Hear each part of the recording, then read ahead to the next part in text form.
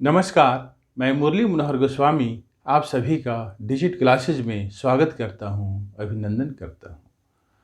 आज हम लोग अध्ययन करेंगे JCERT मैथ क्लास 8 एक्सरसाइज 14.1।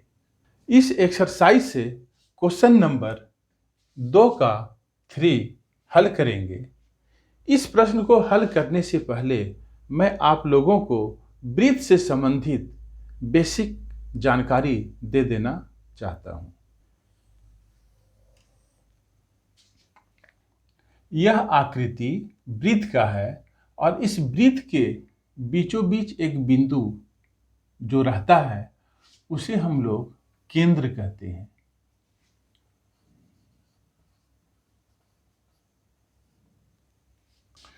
इस घेरा को हम लोग परिधि कहते हैं।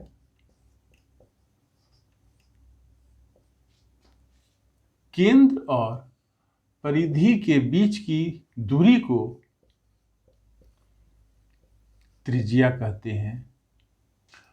परिधि के किन्हीं दो बिंदुओं को मिलाने वाले रेखाखंड को हम लोग जीवा कहते हैं। और वह जीवा जो वृत्त के केंद्र से होकर जाती है उसे हम लोग व्यास कहते हैं।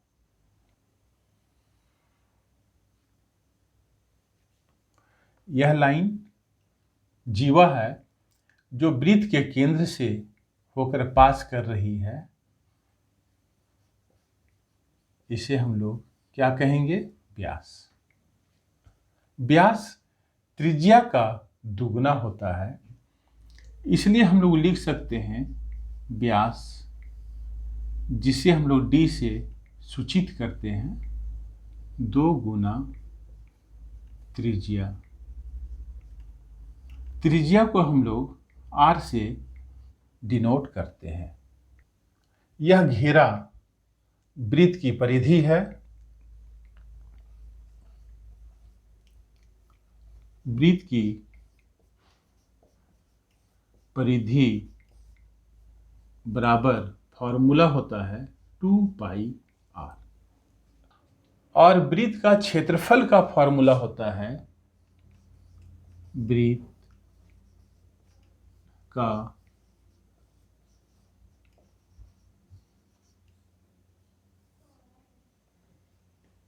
क्षेत्रफल बराबर पाई r स्क्वायर,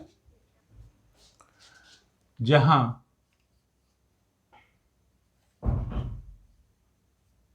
पाई बराबर 22/7 या 3.14 होता है। इसे आप लोग याद रखेंगे। इस सिंबल को हम लोग पाई कहते हैं।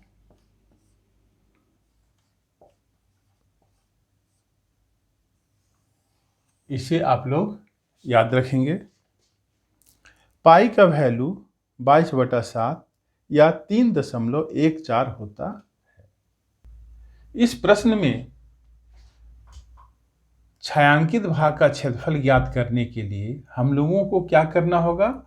सबसे पहले बड़े अर्धवृत्त का क्षेत्रफल ज्ञात करना होगा। इसके बाद इस छोटे अर्धवृत्त का क्षेत्रफल और यह जो नीचे साइड में छोटा अर्धवृत्त है इसका भी क्षेत्रफल ज्ञात करना होगा। लेकिन यहाँ पर प्रश्न में छोटे अर्धवृत्त का व्यास 7 सेंटीमीटर है और इस छोटे अर्धवृत्त का व्यास भी 7 सेंटीमीटर है। इसलिए हम लोग दोनों में से किसी एक अर्धवृत्त का क्षेत्रफल निकाल लेंगे तो काम चल जाएगा, क्योंकि दोनों छोटा अर्धवृत्त आपस में बराबर है। तो सबसे पहले हम लोग बड़े अर्धवृत्त का क्षेत्रफल निकालते हैं। बड़े अर्धवृत्त का क्षेत्रफल बराबर पाई r स्क्वायर बटा 2। चूंकि हम लोग जानते हैं वृत्त का क्षेत्रफल का फॉर्मूला होता है पाई आर स्क्वायर। और यहाँ पर हम लोगों को निकालना है बड़े अर्धवृत्त। बड़े अर्धवृत्त मतलब आधा वृत्त का क्षेत्रफल। तो वृत्त के क्षेत्रफल को 2 से भाग देना होगा। पाई का वैल्यू होता है 22/7। आर का वैल्यू है, इस बड़े वृत्त का त्रिज्या क्या है, केंद्र से परिधि के बीच की दूरी 7 सेंटीमीटर है। तो त्रिज्या हो गया 7 सेंटीमीटर। आर की जगह पर 7 पुट करना होगा, बैठाना होगा। नीचे क्या है 2, 22/7 गुना 7 का होल स्क्वायर, दैट मीन 7 गुना 7/2। यह 7 एक बार में और यह 7 एक बार में कट जाता है। इसे आप इस तरीके से लिखें 22 गुना 7/2। 2 एकम 2, 2 से यह 11 बार में कटेगा। और इस प्रकार 11 सत्ते 77 सेंटीमीटर स्क्वायर। अब हम लोग क्या करेंगे, इस छोटे अर्धवृत्त का क्षेत्रफल ज्ञात करेंगे। छोटे अर्धवृत्त का क्षेत्रफल बराबर पाई आर स्क्वायर बटा 2। पाई का वैल्यू 22/7। आर का वैल्यू क्या होगा, यहाँ देख लें, इस छोटे अर्धवृत्त में व्यास कितना है 7 सेंटीमीटर। तो इसका त्रिज्या क्या होगा, त्रिज्या व्यास का आधा होता है। जब त्रिज्या व्यास का आधा होता है तो हम लोग क्या करेंगे, 7 को 2 से डिवाइड करेंगे, अर्थात त्रिज्या बराबर 7/2। हम लोग त्रिज्या की जगह पर लिखेंगे 7/2 और इसका होल स्क्वायर है तो होल स्क्वायर करेंगे। नीचे 2 है, 2 लिखना होगा। 22/7 गुना 7/2 गुना 7/2 बटा 2। इसे आप लिख सकते हैं, 2 के नीचे कोई अंक नहीं है तो क्या होगा 1 है, 1 छुपा हुआ रहता है। इसे आप कैसे लिख सकते हैं, 22/7 गुना 7/2 गुना 7/2 गुना यह 2/1 उलट जाएगा और हम लोग लिखेंगे 1/2। 1 ऊपर चला जाएगा और 2 नीचे रह जाएगा। 7 एकम 7, 7 एकम 7, 2 एकम 2, 2 से यह 11 बार में कट जाएगा। 11 को 7 से जब हम लोग गुना करेंगे 11 सत्ते 77 बटा 2 दूना 4। जब आप 77 को 4 से भाग देंगे तो आएगा 19.25 सेंटीमीटर स्क्वायर। अब हम लोग क्या करेंगे, इस छायांकित भाग का क्षेत्रफल निकालेंगे। छायांकित भाग का क्षेत्रफल बड़े अर्धवृत्त का क्षेत्रफल। बड़े अर्धवृत्त का क्षेत्रफल हम लोग क्या निकाले हैं 77 सेंटीमीटर स्क्वायर। लिख दिए। इसमें से माइनस करना होगा आपको इस छोटे अर्धवृत्त का क्षेत्रफल, क्योंकि यह छोटा अर्धवृत्त छायांकित नहीं है, इसलिए इसको क्या करना होगा, माइनस करना होगा। और छोटे अर्धवृत्त का क्षेत्रफल हम लोग कितना निकाले हैं 19.25। तो माइनस कर देता हूं मैं 19.25। और इसमें आपको जोड़ना होगा इस छोटे अर्धवृत्त का क्षेत्रफल और यह छोटा अर्धवृत्त जो नीचे लटका हुआ है और यह ऊपर वाले छोटा अर्धवृत्त, यह दोनों अर्धवृत्त आपस में बराबर है। क्यों बराबर है, क्योंकि इस अर्धवृत्त का भी व्यास 7 सेंटीमीटर है और इस अर्धवृत्त का भी व्यास 7 सेंटीमीटर है, इसलिए यह दोनों अर्धवृत्त आपस में बराबर है। इसलिए इस छोटे अर्धवृत्त का भी क्षेत्रफल कितना होगा 19.25। और इस प्रकार यह माइनस और यह प्लस कट जाएगा और कितना बचता है 77 सेंटीमीटर स्क्वायर।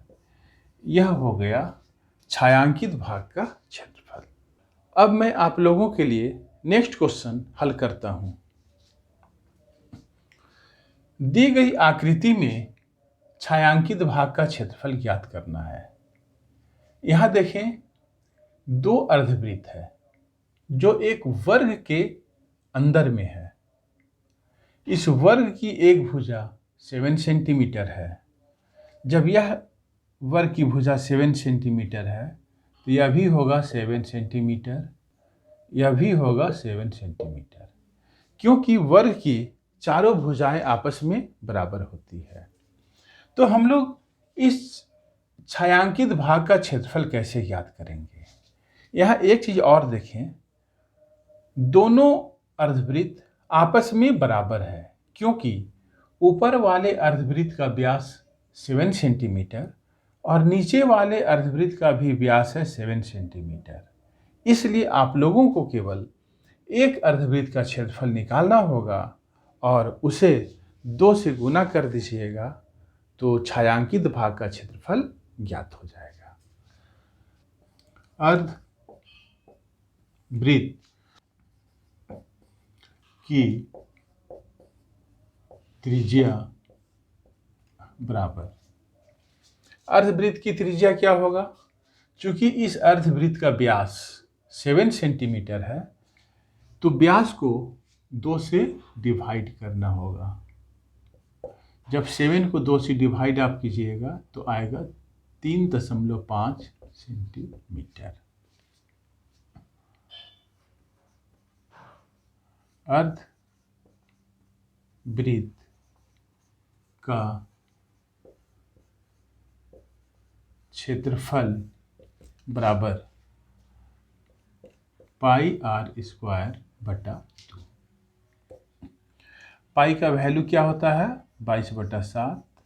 आर त्रिज्या का वैल्यू हम लोगों ने अभी निकाला है 3.5 का होल स्क्वायर बटा 2। 22/7 गुना 3.5 गुना 3.5 बटा 2। इसे आप कैसे लिखेंगे? 22/7 गुना 3.5 गुना 3.5 गुना, यह उलट जाएगा और 1 ऊपर जाएगा और 2 नीचे आएगा। 7 एकम 7, 7 पचे 35,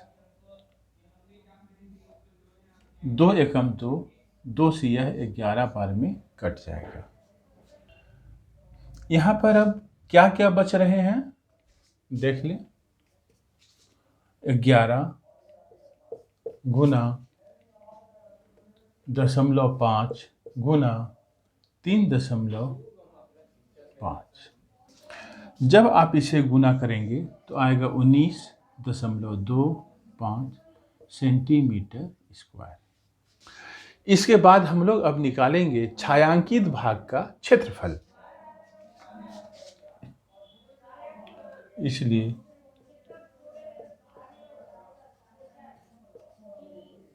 छायांकित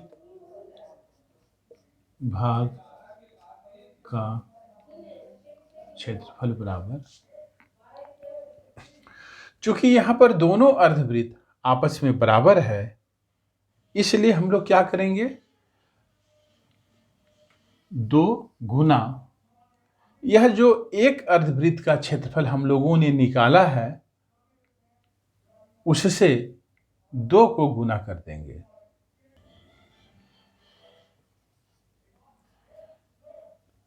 2 पचे 10 के 0 हाथ में 1, 2 दूना 4 और 1 5, 2 नवा 18 के 8 हाथ में 1, 2 एकम 2 और 1 3 सेंटीमीटर स्क्वायर।